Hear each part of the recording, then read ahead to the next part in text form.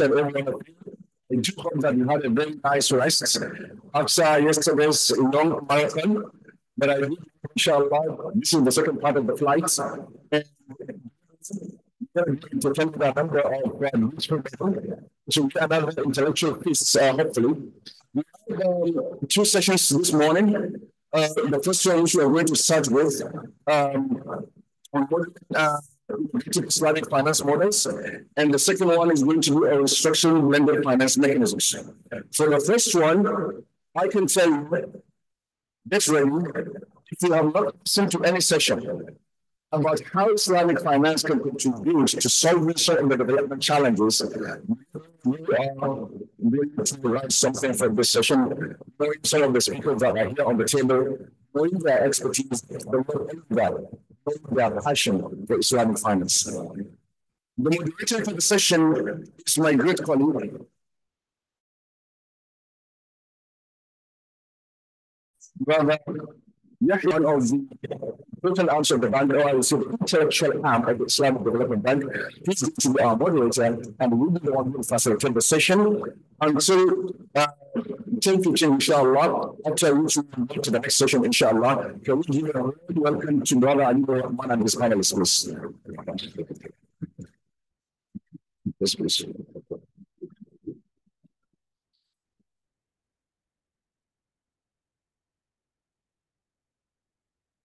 Assalamu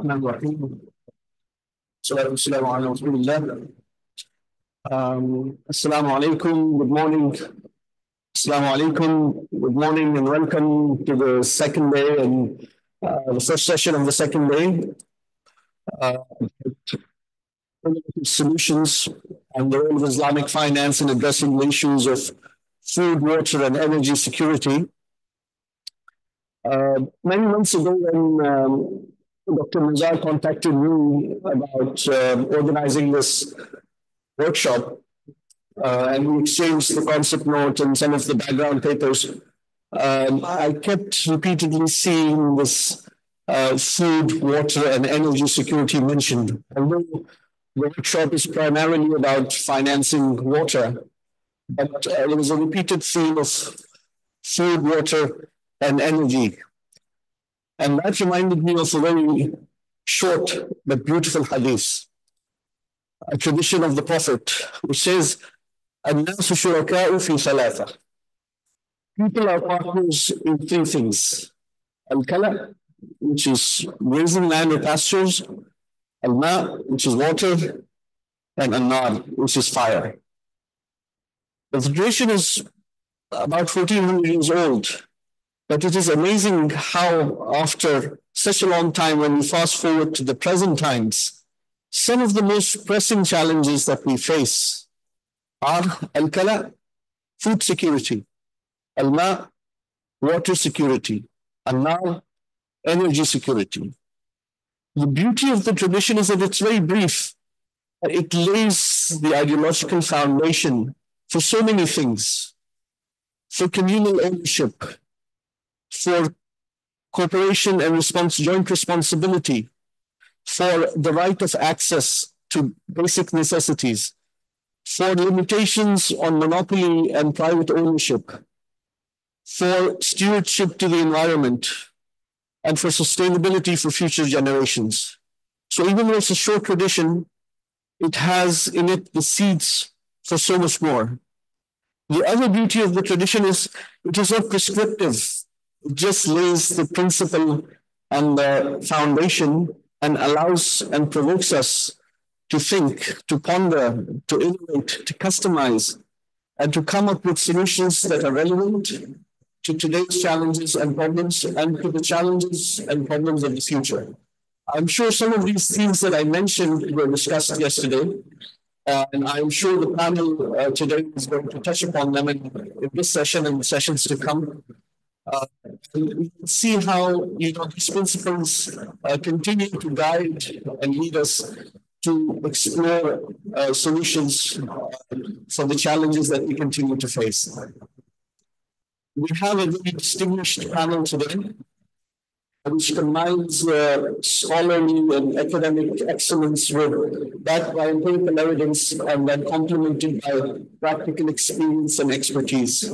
To my immediate left, we have Dr. Sami Al-Swalim, who is the Acting Director General of the Islamic Development Bank Institute, who's very well known in Islamic economics and finance circles for his thought leadership and his practice. He's currently spearheading the Institute's new vision and new mission strategy of how Islamic finance can help in addressing some of the most pressing challenges, development challenges of the IDB member countries and beyond.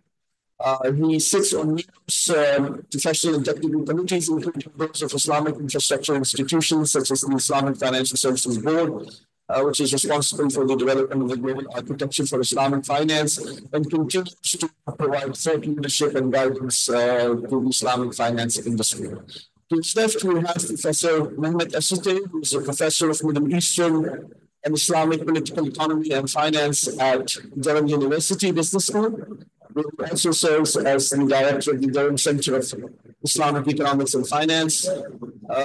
Again, he's a prolific writer who's written extensively on Islamic moral and political economy, Islamic finance, governance, ethics, and the political economy of the Middle East. He was also the winner of the 2024 IDB Prize for Impactful Achievement in Islamic Economics in the area of knowledge contribution. To his left, we have Dr. Majal Muhammad, who is the Deputy President of Research at ISRA Institute, where she looks at a diverse portfolio of activities including research, innovation, publication, and managing centers of excellence and the Islamic Finance Online Database. She was a member of the Sharia Advisory Board of Bank Malaysia and the Securities Commission Malaysia. And prior to that, she has served on the boards of numerous banks and financial institutions in Malaysia. So she brings that rich knowledge of the industry with her. And she also currently serves on the board of bank and capital market institutions in Nigeria. Last but not least, we have Dr. Iqbal Balatif, who is representing the Ministry of Finance Indonesia, where his objective is converting some of these ideas and concepts into actual products and services. And this particular expertise lies in the Supreme instrument, which is being used significantly in Malaysia as a sustainability financing instrument. He's also research, and he's led the team that won the 2023 IDB Prize for Impactful Achievement in Islamic Economics under the Development Solution Strategy. So as you can see, we have a distinguished panel with a cross-section of expertise and insights. So I will understand with them, and I would like to invite Dr. Samuel Salem for his keynote remarks on how Islamic finance can help in addressing some of the challenges of food, water, and energy security. So to you, Dr. Samuel. Thank you, Brother Yahya. Bismillah ar-Rahman ar-Rahim. Very good morning to everyone. Let me reiterate welcoming our guests from the OECD, from the World Bank, and abroad. Let me reiterate thanking the organizers, our colleagues in the IsDB for organizing this very important event. Water obviously is an essential material, and as in the Quran, وَجَعَلْنَا مِنَ الْمَاءِ كُلَّ شَيْءٍ حَيٍّ. We made out of water every living thing, obviously, on earth. So let me start with a story, because people like stories, and probably this will make us more energetic today. In November 2008, the late Queen Elizabeth of England was visiting London School of Economics. And that was shortly after the collapse of Lehman Brothers and the outbreak of the global financial crisis. I am old enough to remember how was it feeling at the time. The world was brought to its knees during that period. So everyone was, well, everyone outside the financial market was surprised. What happened? So the Queen asked the eminent economists at the London School of Economics, how come no one saw the crisis coming? And obviously, economists, they did their homework, so they came together and started working on an answer. 6 months later, they sent a letter to the Queen. It's published. You can Google it and you'll find the full text of that letter on behalf of from the British Academy Fellows. The letter concludes with the following. So where is the problem? Everyone seemed to be doing their own job. According to standard measures of success, they were often doing it well.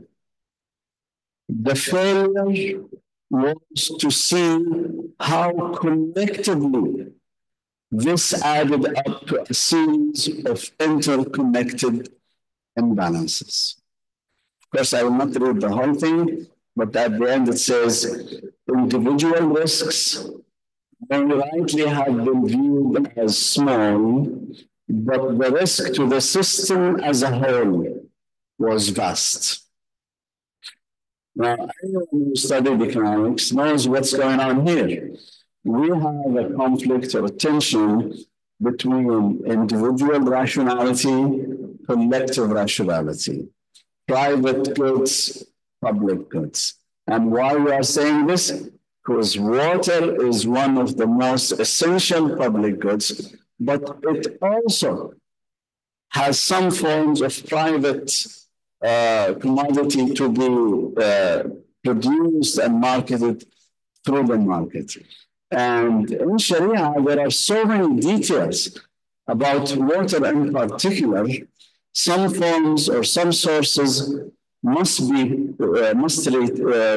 public, like rivers, like lakes, and obviously seas.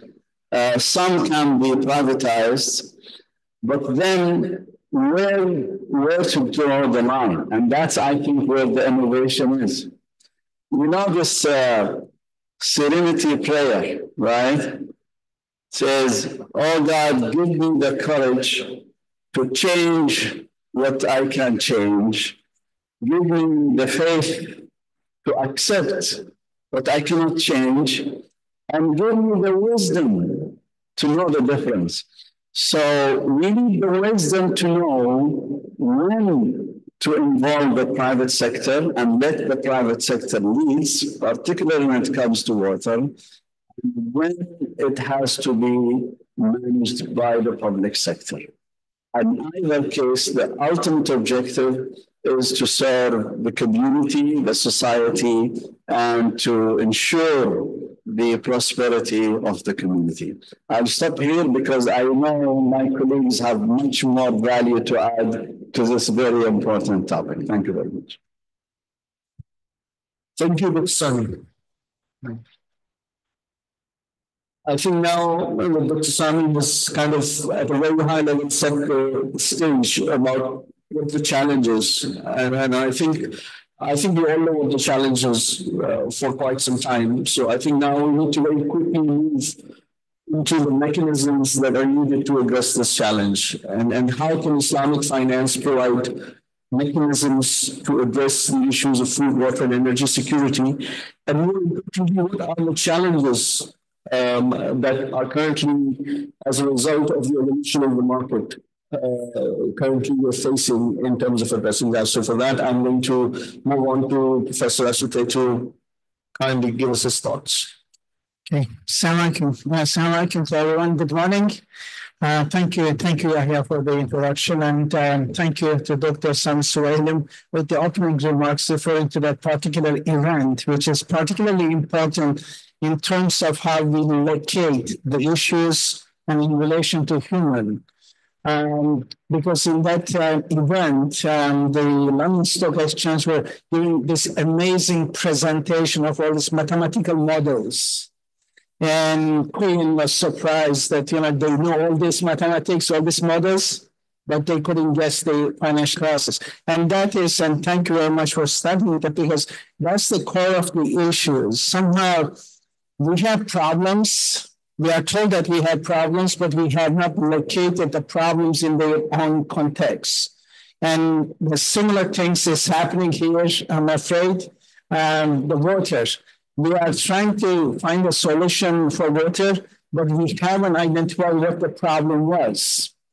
So the problem, whether it is an accessibility problem, or it is because we want to go with the narrative that has been imposed on the world since 1980s with economic and financial liberalization, that we have to financialize. We have to open new areas for financialization so that financial gain should be at the top of it.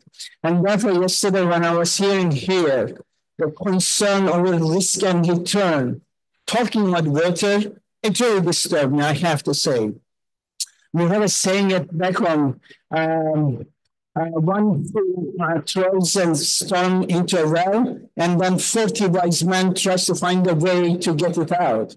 And this is the context we have.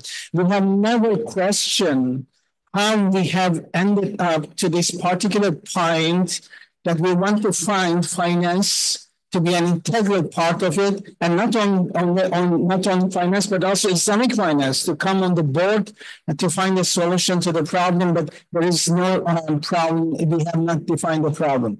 So define the problem is the accessibility problem, accessing water and ensuring that everyone have access to water. Yahya, in starting, identified a tradition, and that tradition is the starting point. Directly tells us that our concern here is not finance, but how to make water, energy, and food accessible to everyone. In other words, the objective function, the initial equation has to be properly identified before we start to talk about what the instruments that we have here. If we are focusing on the instruments, because it tells me that our objective is to open up a new area, water, for instance, for financial sector to increase its own return. It's increase another area of return so that financial sector development can continue. However, finance has to be instrumentalized for the accessibility of water, energy, and food. So that relationship, the causality have to start with the objective function of resource accessibility, and then how finance can be an instrument for that. And this is nothing radically different. Even Schiller, for instance, in his great book, The Good Society, a Nobel Prize winner, he would say that finance cannot be in itself a source of wealth creation. It has to be attached to the objectives of society. When it is attached to the objective of societies, then we can talk about an integrated society that finance works to deliver for the needs of the society. But currently, everything, including human, but also water, energy, and security, has been instrumentalized for finance, for financial return, and therefore we have to look into, what is the return here? What is the risk here? No, the risk here is people do not have access to water. That's the important part. And so therefore, when we look at the instinct function of water in Quran and Islam is multifaceted, but also in a very secular society as well. It is the same thing, the accessibility to resources, but Islam puts a particular attention to such matter. It is not just a source even, it is a sacred trust, is a sign of divine wisdom, it's a tool for purification, it is a balance, responsibility, and refers to long-term thinking. So the integrity of looking at water just as a commodity is unfortunately terribly wrong approach to the subject matter. And therefore this divine gift created by God, by Allah subhanahu wa ta'ala for everyone to have access without barriers. So the starting point, the initial equation is this emancipated position of accessing resources. Then we moved into, with the modern definitions, we created those barriers. And then in order to remove the barriers, we are looking for solutions. But we have never asked the question why we have these barriers. So our objective, therefore, has to, whether Islamic finance, conventional finance, whatever the realm, why we have these barriers. In particular, since 1980s, with economic and financial liberalization, these barriers erected in front of every source, including water, energy, and food. And therefore, when we look at, for instance, water, water is not a commodity, but the way it is treated currently, it is a commodity. With the since 1990s, this water industries and markets has emerged as a result of this neoliberal condition. And neoliberal condition commodifying such values, including water, resulted in these discussions that we have how to get this stone from the well by the 40 wise men. Neoliberal condition does not accept any kind of moral condition. Everything has to be commodified. Now it is the water. Everything is in line because financial sector has to expand. We are talking about sustainable development, but we have carbon trading because markets have to make profits. And therefore, the search for new sources for commodification is a process. Water is not commodity. Water is a need. And therefore, the idea that like any other resource, water is like gold, water like gold and oil, by definition, therefore, requires a market, and therefore there has to be price on it. But that understanding, that logic, that institutional logic in itself problematic, because there has to be a distinction between the need and the want. Water, by definition, cannot be a commodity, and that distinction between want and need is an important distinction we have to understand while we are trying to find a solution. So water is integral to everything. Unlike gold, it's integral to everything, and therefore we cannot rationalize with the idea that water is a commodity and akin to oil and gold has to have a price. And therefore, the Islamic position here, the theory of Islah, reformation, correction, reappropriation is important because all the resources that we have around us, including water, has been appropriated, unfortunately, with the financial circles, financial markets to make profits out of it. But the motive is important. And therefore, the corrective mechanism is to break the barriers to enable people to have access to water. Now, the private sector, the public sector, whatever the forms. But what is essential, the first objective is to ensure resource accessibility, so that the restoration and the reform process can take place and people can have access to resources. The idea that the financial sector will bring a solution to the problem, that will not be a socially responsible, I'm afraid, that will not be a socially responsible solution because the objective function is clearly identified by private sector. Look at the case, United Kingdom, the first country privatized water. And where we are today, the Thames Water distributed all the profits. They didn't invest anything in the water. They didn't invest anything sewerage system. They are leaking sewerage to the rivers. And they are going into administration. And who is going to pay for it? Public. While they were making all these profits, they were private profits. When they are failing, it becomes a social cost externality to the larger public. And therefore, in such matters, such as water, that is need, everyone have access, the private solution, I'm afraid, is rather problematic as the example shows. Of course, Islamic finance can offer similar solutions as we have. We have yesterday, my colleague here talked about potential opportunities within Islamic finance, whether it is a sukuk, sovereign sukuk in particular, how we can fund large-scale water infrastructure, irrigation, whether waqf or endowment, providing free water access and maintain water facilities, whether zakat and sadaqah, provide funding clean water projects for poor communities, takaful, the Islamic insurance, protecting water resources from disasters and climate risks. But Islamic finance instruments, mudaraba and musharaka, finance private sector investment in water projects.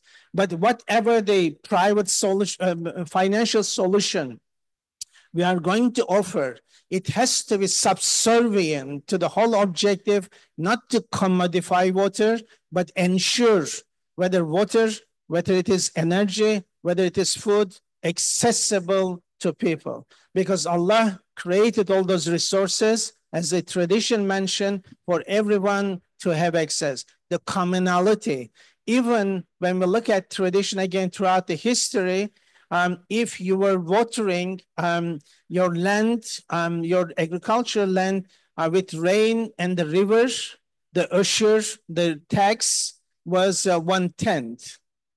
But if it is from your private well, the ushur was 1/20. So therefore, the right on the common resource, water coming from rain as well as river, was subjected to higher payment of ushur because commonality. And that commonality is important, that no one should be excluded from access to such resources. And therefore, whatever the financial solution, whether conventional or Islamic, that objective function has to be put front. And then whatever the solution, it has to work within that objective function. And therefore, while we are trying to find a solution, please, let's not forget the objective function. It's to serve people, to have them, to have access to resources. I'll stop here and hopefully we'll continue the debate. Thank you. Thank you, Professor Asute. And I think this is a very profound insight that while we're trying to look at the problem, we may be looking at the wrong place. Because from what I understand, there is a need to reprioritize, the focus on financial return and the financialization rather than the true objective, which is the right, the inviolable right to access to water and food and energy. And if that is the primary objective, then financing is subservient to it. So, of course, that would require a huge paradigm shift to what has kind of evolved in the current markets, particularly with the finance becoming the primary motive and driver for a lot of these decisions. So I think it's very important and profound. But while we're working on that transition, and I think it's important to keep that in mind, and you mentioned numerous instruments and structures which are not necessarily privately managed or driven by profit maximization. I'd like to move on to a next speaker because I think that segues nicely into the question that I had, that how can then blended financing structures which combine Islamic financial instruments with conventional or other development finance, so it's not primarily just for profit maximization, be designed to attract the investments that are needed in this space, and how can this further be enabled through financial technology or the new innovations that have come to the market. So I'll request Dr. Marjan to kindly inform us about that. Thank you. Thank you very much, Brother Yahya. Assalamu alaikum and very good morning. Bismillah ar-Rahman ar-Rahim. So it is absolutely right that what has been mentioned by Brother Yahya, followed by Dr. Sami and Professor Mahmoud, that what is important is the accessibility of water. So when we employ blended financing, which try to blend public funding and private capital, as well as development finance, then we are able to come to the solutions that will be benefitable, that can be benefited to everyone. So in yesterday's sessions, a few has been mentioned about blended financing, whereby in one of the sessions regarding PPP, it has been mentioned that blended financing in a form of blending public and philanthropic funds with private capital from the conventional perspective. And in fact, when we look at OECD studies, there are some examples, successful stories about blended financing in a few sub-water sectors, including water and sanitation utilities, off-grid sanitation, multi-purpose water infrastructure, and landscape-based approach. And a few countries have already implemented this model, including Jamaica, Latin America, South Africa, Indonesia, Jordan, India, and others. What I'm going to focus today is on the blending of commercial and development finance with philanthropic funds, particularly from Islamic social finance instruments such as endowment, zakat, and donation, as well as grants. So how does this instrument work? Actually, it's not much different from what has been implemented in the conventional space, but the good thing about this Islamic social finance, blended financing, is that the provision of business assets is funded by Islamic social finance instruments from philanthropic organizations or non-government organizations, and also microfinance from Islamic financial institutions, supplemented by structured financial and business trainings from the training providers. In other words, philanthropic funds are being combined with commercial funds in the form of blended finance to provide structured training, seed capital, and microfinancing to the specific segments. If I can share a bit, in Malaysia, this instrument was first introduced in 2022 amid the peak of the COVID-19 pandemic in order to empower low-income micro-entrepreneurs in generating sustainable business income. With the starting of only 57 micro-entrepreneurs in 2022, the program has been extended to benefit nearly 10,000 recipients in 2024. So just in 5 years, the program has benefited a lot of recipients. So how can we use this Islamic blended financing for water, energy, and food security? So this innovative model can be replicated to provide Islamic microfinancing. Islamic banks and microfinance institutions can provide philanthropic funds to the marginalized individuals and communities for installing, for example, small-scale water-saving technologies such as rainwater harvesting system and drip irrigation. It can also be used for water, sanitation, and health projects that would consequently improve the health and socio-economic well-being of the underprivileged individuals and communities by reducing the incidence of water and sanitation-related disease. So I believe this is part of the public responsibilities of the society as well. In addition, technical assistance that can be offered at different entry points of the blended financing transactions, for example, for the capital providers on how to set up a new financing programs for the water and sanitation sector, for the investees or borrowers, whereby how to come up with the project development and how to look after the utilities, and then the technical assistance, in which we believe that all this technical assistance from different stage of the financing would be crucial in order to provide a structural program. And this so-called microfinance, Islamic microfinance blended, the blended finance for Islamic microfinance can be scaled up further when we have other larger funding, which can be from cash wakaf, which I believe our next speaker will deliberate later. Dr. Iqbal can elaborate later on the cash wakaf. So this cash wakaf can be sourced from different organizations as well as from high net worth individuals for bigger water related projects. So when in the efforts of executing this blended financing, the stakeholders definitely can leverage digital tools as well as fintech in different aspects.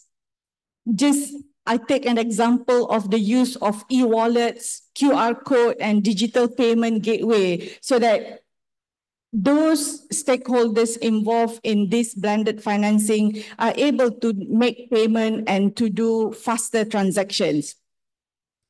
Also, there could be charity crowdfunding platforms whereby these charity crowdfunding platforms can establish digital, can source funding from individuals as well as organizations to fund various projects for underserved and unserved communities, focusing on various aspects, including water, food, and energy. And in particular, when it comes to WASH programs, for example, it is very relevant in the water sector. Also, the establishment of an integrated dashboard optimizing on mobile-based interfaces that facilitate real-time funding updates and impact disclosure. So this can actually address key information gaps in the blended finance landscape, including readily available opportunities for willing stakeholders to contribute funds or volunteer other resources. And also, we can look at the blockchain technology, how this distributed ledger technology can be employed to ensure seamless collaboration among key players, enhance greater transparency in the utilization and the management of the funds, and improve the interoperability between digital platforms participating in this kind of blended financing. And ultimately, the availability of central data depository that capitalizes artificial intelligence and big data analytics can also be established. So this depository serves as a stop center of information for the Islamic blended financing facilities to provide more information when it comes to these water sectors and other related sectors. So I would say that in a nutshell, multi-stakeholder coordination and collaboration are key in offering Islamic finance instrument, including Islamic blended instrument, especially for water sector. So a successful Islamic blended financing instrument requires a collaboration, a clarity in terms of roles across all stakeholders. So when we mention about the product instruments, so it has to be a collaborative effort between not only the financing provider, but also the stakeholders in terms of developing the structure, the Sharia scholars making sure that where is it that the profitability comes into the picture, because as we know, mentioned by Prof. Mohammed, that water is a public good. that should not be commoditized. So where is it the priority when it comes to financing water? It should be more towards accessibility rather than commoditizing and profitability. So all different parties should be able to contribute and to coordinate, and hence having clear roles and responsibilities. And when it comes to blended financing, one of the key important factors is having the impact assessment, because when you combine the public funding, philanthropic funding with the commercial funding, then there should be evidence on where does this money go and what are the impact that this money has provided to the socio-economic development of the society. I think I stop there first. Thank you, Dr. Marjan. And I think the key takeaway I find from your intervention is where there is a combination of public, private, and philanthropic capital and blended financing, the need for transparency and the impact is very is paramount, because it's not just about the bottom line and profit maximization. The people that are putting the funds from a philanthropic point of view are keen to see that these funds are making way to the right audience and for the right purpose and objective for which they have been contributed.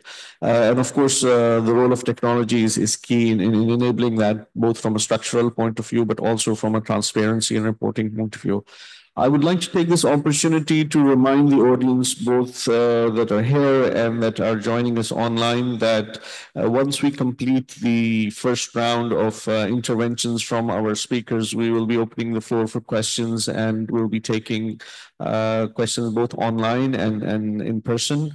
And not to mention that as the session is being recorded, you can always revisit the session as the recordings is going to be available later on. So moving on now to our last speaker for today. I would like to ask Dr. Balatif, who's, as I mentioned in the introduction, been involved in innovative instruments when it comes to Islamic finance, and in particular the cash linked sukuk and other instruments that are now playing an important role, particularly in Indonesia, for sustainable financing. About his experience and how these tools can be brought to fruition and how they can help in terms of the issues related to addressing challenges about food, water, and energy security. Dr. Iqbal. Thank you, Brother Yahya. Honorable speakers, Dr. Sami, Professor Mehmet, Dr. Marjan. Good? Closer.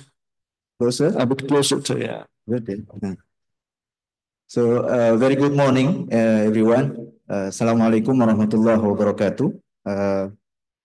First of all, I'd like to thank IsDB and OECD for having us, me representing the Ministry of Finance. It is a great honor for me to be part of this important forum, the forum that places Islamic finance at the heart of sustainable development, especially the water financing. So today, I will be sharing how Indonesia has leveraged the Islamic finance and particularly the sovereign sukuk instruments to advance the sustainability. And this instrument now become one of the vital financing instruments in the country in order to finance the budget, especially the infrastructure development. So Indonesia is home to the world's largest Muslim populations, has long embraced this Islamic financing as part of the national financing strategy. Islamic finance aligns naturally with the development principles in the country. It promotes fairness and inclusion and the real economy investment, as has been highlighted by previous speakers. This sukuk particularly, it is different from the bonds especially in one of its characteristics that this financial instrument need to be linked with the real economic transactions. So we need to have certain projects to be financed or any underlying assets attached to it as the base to the issuance. So since 2008, the government have issued 170 US dollars billion domestically and globally, and 96 billion US dollars currently outstanding. So today it contributes around 40% of our national financing needs, making it a critical part of our fiscal tools. Our sukuk is structured to connect the financial markets with the real economy, especially through the project-based sukuk. So which directly finance infrastructures in various sectors, transportations, educations, health, irrigations, and energy. So these structures not only support the economic growth, but also ensures the financing is anchored in tangible and beneficial outcomes. So now we are in the process of to look more deep into the impact outcome of the projects which has been financed by the Sukuk. So importantly, the global Sukuk that we offer to the global market attracts both Islamic investors and conventional investors. So this is to broadening our investor base, and 30% are Islamic investors, 70% from conventional investors, including from US and Europe. So it shows that Islamic finance instruments can be competitive and appealing across the spectrum of investors. Now, sustainability has now become a defining aspect of the strategy, our Indonesian Sukuk strategy. Climate change poses a major threat to Indonesia. As an archipelagic country, it is vulnerable to climate change risks, such as sea level rise, forest fires, and water stress. So Indonesia experiences sea level rise, while around 65% of the population lives in the coastal areas. It has 17,000 islands, which all of its regions rely on and are considered by connected by the sea. Indonesia sea covers 65% of the total area of Indonesia. So this shows that how we are exposed to the climate risk. In response to this, we developed the Green Sukuk Framework 2018 and updated the framework for broader sectors coverage, becomes the Sustainability Sukuk Framework. And now, this year, we are also update again the framework to put more focus on the blue economy. So since then, the government has issued around 7.1 billion US dollars in global green and SDG sukuk, and additional 6 billion in domestic green retail market. The proceeds of this sukuk channeled to renewable energy sector, sustainable transportation, waste and water management, flood and drought control infrastructures, green building, even emerging areas like the blue economy. So blue economy accounts for about 20% of the GDP of the country. So in fact, our green sukuk financed the rehabilitation of over 1,000 kilometers of water and irrigation infrastructure, enhanced the reservoir capacity by 4.5 billion meter cubic, and upgraded drinking water treatment plants serving both urban and rural area. This is to show the impact of this issuance. So this sukuk embody the maqasid of Sharia, preservation of life, the wealth, and the environment by delivering concrete benefits to people and planet. So since 2009, we have introduced the retail sukuk to tap the vast domestic base investors. To date, the 28 billion US dollars have been raised for more than 1 million individual investors participating, including millennials and first-time investors. This is not only, so the sukuk is not only becoming a financing instrument now, but also it is a tool of empowerment. So another innovation is the cash wakaf link sukuk. So this was launched in 2020. The cash wakaf link sukuk bridges philanthropic and commercial Islamic finance. So these private wakaf funds are pooled, then invested in sukuk, and then the returns becomes a source of financing source of financing social projects, for example, schools, clinics, clean water and sanitation. So the Prophet Muhammad sallallahu alaihi wasallam, peace be upon him, said that the best form of charity is giving water. So honoring this hadith, the Waqf managers who has the obligation to collect the fund and manage the fund and distribute the fund, they put their attention to directing the Waqf returns to clean water access for poor communities. So far, the cash Waqf Link Sukuk has mobilized over 72 million US dollars, supporting projects in education, health, and economic empowerment, with participants from 26 provinces across the country, and strong backing from the Islamic financial institutions, especially the banks. So this demonstrates the catalytic potential of this combining religious endowment with the capital markets to support in financing the sustainability agenda. Since then, in terms of size, although it is still a lot to do to actualize its potential, the cash Waqf was increased from 50 billion Indonesian rupiah previously, before the introduction of the scheme, cash Waqf Link Sukuk, to now reaching more than 2 trillion Indonesian rupiah within 4 years. So we see the awareness has been improved. And last year, new model even of mobilizing cash Waqf was introduced by the Islamic banks, supported by the Financial Service Authority. They call it the cash Waqf link deposits, to further improve the collection of mobilizing the cash Waqf funds. So Indonesia's experience showed that Islamic finance, particularly sovereign sukuk, is not only compatible with sustainability, but instrumental to achieving it.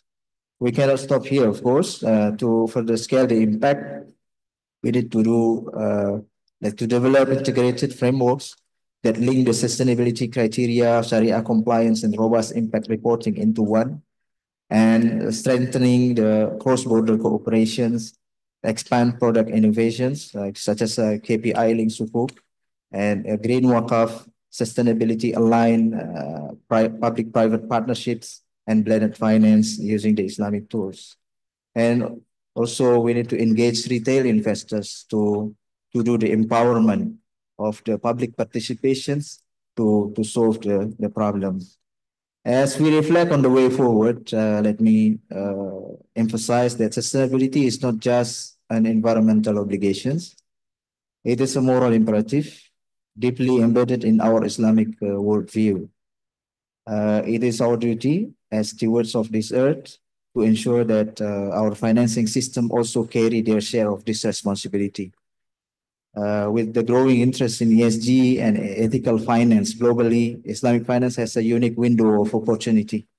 Let us seize it together and for a more just, green, and prosperous world. Thank you for the attention. I will pause here. Thank you. Thank you.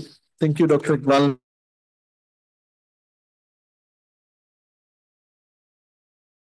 In Indonesia, which have utilized both Islamic financial instruments and innovations and blended finance instruments, looking at philanthropic sources to fund numerous projects, including those aimed at water. We'll now be opening the floor for any questions from the audience. Okay, I see a couple of hands. I think my colleagues can ensure that you have a mic. Yeah. Yes, please. Please state your name and organization and the question. Thank you very much. So my name is Muaz Alawi. I'm from ICLEI, Local Governments for Sustainability. So the panelists, they have raised the issue of considering water as a human right and not a commodity. But I would like to highlight some issues relating to these concepts. First of all, we don't have at the international level universal convention or treaty binding instrument, I mean, considering water as a human right. So we have General Comment 15 from the Economic, Social, and Cultural Rights Committee, but at the national level, there are many countries that have enshrined the right to water in their legal frameworks and in constitutions. Many countries in Africa and Latin America, but only a few in Asia and other regions. First of all, even if we look to the human right water, the definition of the human right water, it's only for personal and domestic uses. So it's not about irrigation or other uses. So which is a problem relating to how to provide water for other uses. So it's more related to water rights, not the human right water rights. And this is the complexity, because when you look to the different legal frameworks related to water rights in the world, we have countries that are more what we consider as applying what we consider as civil law. Others are implementing common law, and some countries are implementing Islamic law. And the status of water is different in each country. So sometimes it's considered as a public domain when we talk about civil law. But in common law, it has another status. For Islamic law, you mentioned this morning this hadith of our Prophet Muhammad sallallahu alaihi wasallam. So we have to define, I think, at the international level, what is the status of the water, and at the national level also to make it clearer in terms of the rights of the people relating to the use of this important resource. Thank you very much. Thank you. So I think that was more of a comment rather than a question. So unless some of the panelists, please go ahead, Dr. Menon. Thank you for the comment. I think in terms of international convention, we can look into economic, social, and cultural rights. Although majority of the countries have not adopted economic, social, culture, but there is a particular reference to accessibility to water there as well. So internationally, we might be able to find a convention to establish that it is a human right.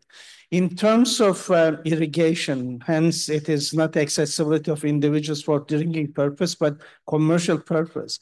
But in that commercial purpose, still, there is a public good element because the production, such as the case, because of the hedge funds in London, the Australian agricultural guys, they are suffering in terms of irrigating their water. And so some guys somewhere in the world controlling the water accessibility, which is commercial, again, agriculture, although it's a public good still, but they have gone over the jurisdictions because now the financialization and commodification has come to a level doesn't recognize jurisdictions. They have their own jurisdictions, and through that can control the accessibility of water by the agricultural sector in Australia. Australian agricultural sector is suffering. The consequences of that will be even those importing countries. Hence, it looks like a commercial activity, agriculture, but the consequences, food accessibility and food security creates a condition, the moral condition of being a public good still, despite the fact that it is a commercial activity. And this example, the hedge funds, the way they are controlling water, impacting agriculture is a clear-cut example that the jurisdiction, the legal jurisdictions that you are referring, or the national jurisdictions that we might refer, is no longer considered by the financial sector. They are beyond. They are just, what was the word? The vulture capitalism. There's a book as well, the vulture capitalism, even to the extent of establishing water stock exchange. And this is happening in Australia, for instance. These are fearful cases how public good concept has entirely been eroded just for the sake of profit. The motive is no longer there. I think we have to be very careful with these distinctions. Thank you for reminding. Thank you. Can we take the second question, please? Yeah.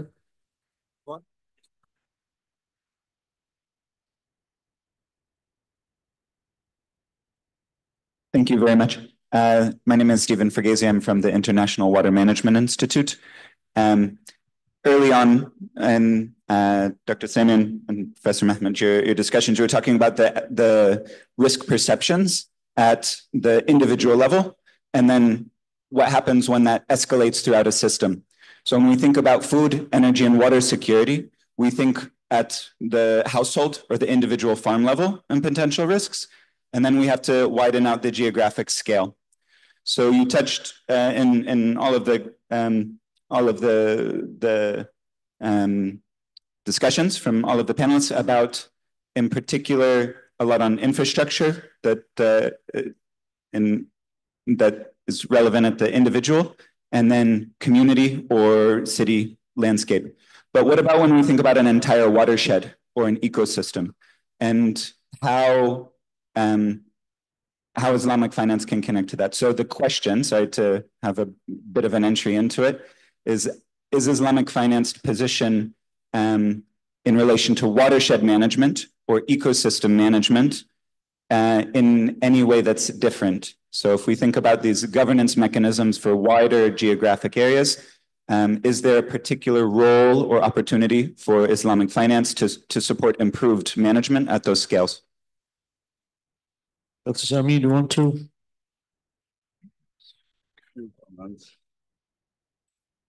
You know, the tragedy of the commons, the most well-known example of this public-private tension is actually a water problem, right? So there is no mechanical solution to this problem. There is no formula that you can say, okay, let's apply this model. Formulas can help, of course. This is not to say formulas are useless, no, but they are not sufficient. Wisdom, morality, social responsibility, they are very essential to guide the community to properly manage this system. We can see as economic agents the collective risk, but our models are individualistic, and that's why we have to transcend the models by incorporating ethics and values. And this is an essential question here, perhaps the social contract. When we take the issues such as water, energy, and food as individual issues, unfortunately, that's a partial analysis. And that's the tragedy, another tragedy of the modern sciences. Because with the labor division, we have economics, sociology, politics, and etc. But each one of them provides their own partial analysis to the problems that we are facing. And therefore, we have to bring this transdisciplinary approach to the issues, because issues in themselves are complementary to each other. And therefore, water problem cannot be, or food problem cannot be isolated from the political arrangement, from sociological realities, anthropological realities. The treatment of water in this land would be different than the Indonesian land. And these are the realities. And therefore, just focusing on finance and have the financial solution by ignoring the political economy of it, the sociology of it, the anthropology of it, will be a terrible mistake. And therefore, in order to develop a comprehensive understanding, even if we are dealing finance, we have to look at all these aspects. And one of the important issue, of course, the whole social contract. When the nation states were established, the social contract was very much clear that we pay taxes, at least in certain parts of the world, and now in this part of the world as well, in return to access to resources.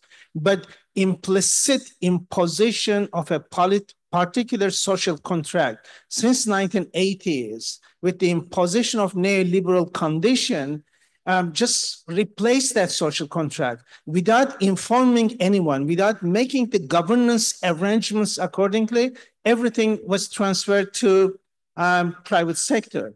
How it started in a particular part of the world, the north, and it has been extended to the other parts of the world. So there's an implicit social contract in which we all has been instrumentalized. We have become customers. We were citizens. we have become customers, but we have not been informed the governance structure of that. And therefore, we have to, as citizens in this world, we have to appeal against that. I mean, just a small example, I was changing my passport. I went to the passport office in the UK. In the past, I would be treated as a citizen. Now I looked at the entrance, the customer's entrance and the staff entrance. Now I'm a customer to the passport office. I am not a citizen. So that distinction in everything, whether it is water, whether it is energy, I mean, look at the energy prices that is going up. Is it the reflection of the cost? No, it is a total corporate power. And therefore, the relationship between profit and motive has unfortunately changed, and the asymmetry, the power asymmetry, overcoming the social contract has been resulting into these difficulties that we have. And therefore, we have to tackle that in order to be able to come to the financial solution, whether we can bring a financial solution. But we are just dealing with the finance by ignoring this part of the problem. That has to be on the table together with the financials. Of course, Islamic finance will come and equity solutions can be produced, but similarly, conventional finance has to show similar tendencies with a moral condition of enabling resource accessibility. Islamic finance in its current form, it follows the same institutional logic, unfortunately, and therefore we are here to push Islamic finance to move into more humanizing the Islamic moral condition that requires Islamic banking and finance, in addition to Waqf and Zakat, has to be there to deliver for the larger society. The definition of capital is important here. What is the definition of capital in Islam? To be subservient to the total interest of society. And that makes a huge distinction. Hopefully we can. Thank you. In the interest of fairness, I'm going to take a couple of questions that we've received online before coming back to the floor if we still have time. This question is from Ezekiel NLM for Dr. Marjan. The question is, water is universally recognized as a social good and a basic human right. At the same time, we understand that without assigning value to water and integrating financial mechanisms, achieving universal access and sustainability remains a challenge. In your view, how can we strike the right balance between protecting water as a social good and promoting financial investments, including commercial approaches, in water systems to ensure long-term access for all, especially the underserved? So, Dr. Marjan. I think we can look at this issue as, I mean, from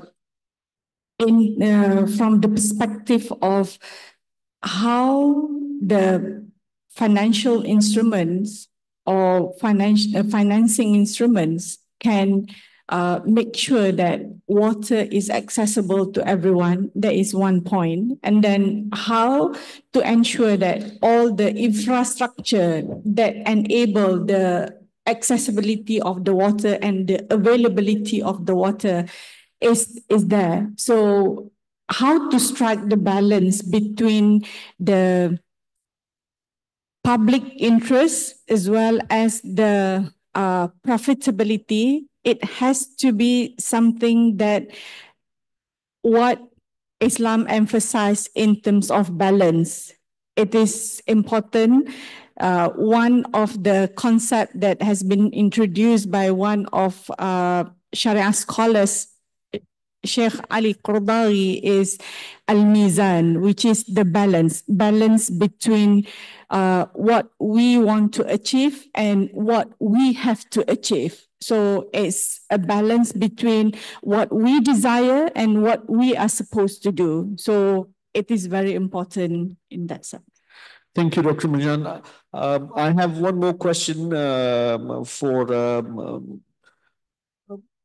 from Indonesia, so I guess I'll direct it to Dr. Iqbal. This is that it's particularly related to the blue economy sector, and what are the opportunities and challenges for Islamic blended finance in the maritime sector, given that Indonesia is considering ESG as a critical element of its financing strategy, and that the water area in Indonesia is around 65%. So just a couple of minutes very quickly on Indonesia's approach on addressing the blue sector, blue financing.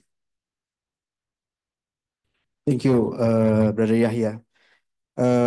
Basically, the blue sector is already within the framework, but now we are currently updating the framework into focusing to the blue economy. It's not only the blue sector, right? So it will be looking at the financing the fishermen, and then it will be like a territorial strategy. It's not like a project-based support, but it will be territorial development. So we divide it into like small and medium projects that will be financed through several types of instruments like Indonesian Public Service Agency or CSR, crowdfunding, and religious funds, insurance banking. This will be for small and medium projects. And for the medium and large projects, the government will intervene there. Government budget and Indonesian Environment Fund.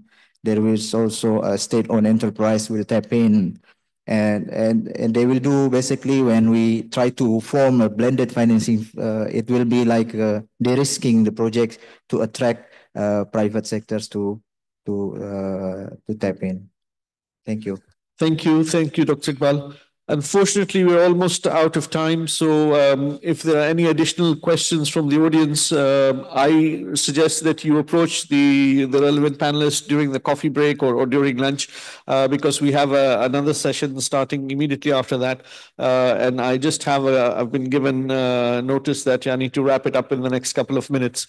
So I think in terms of the key takeaways, that at least I could gather from this session, is that there's a need for a fundamental rethink of how we approach some of these basic necessities: food, water, energy, and the predominance of the financialization of the economy, whereby the paramount consideration and concern is, how to make money and how to extract shareholder value as the overarching objective, somehow pushing to the background, the critical importance of these basic necessities, and then going back to where we started, that people are partners. So it means partnership is ownership, partnership is joint responsibility, joint accountability, and that's why there is a need for a reset in that fundamental mindset.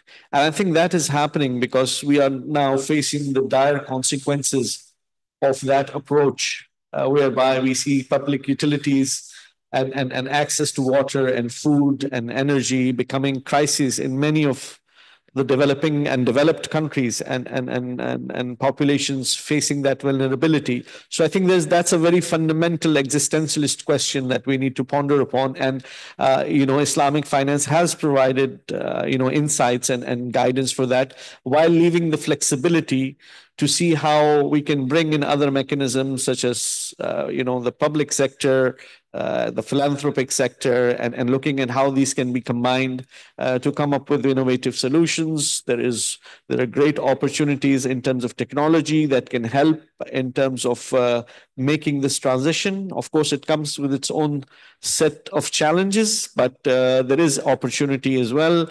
There are interesting experiments and innovations that have been tried as in the case of Indonesia and in other places, which can help in that transition as we move about resetting, the objective and the agenda. So I think those are my key takeaways. I don't know whether there's enough time to give everyone 1 minute for some final thoughts, and then we can wrap up. Just 1 minute each, please. I should have mentioned that the 2009 Nobel Prize was awarded to Eleanor Ostrom for her work on governing the commons. She passed away in 2012. Also, Alvin Roth, he was awarded Nobel Prize, I think 16 or something, for designing a system for donation. This organ donation, he designed that. There was a problem in organ, finding the right donor for the right recipient in the right time, in the right place. And he designed a non-commercial system. And he won a Nobel for that. So that's the ripe area for innovation.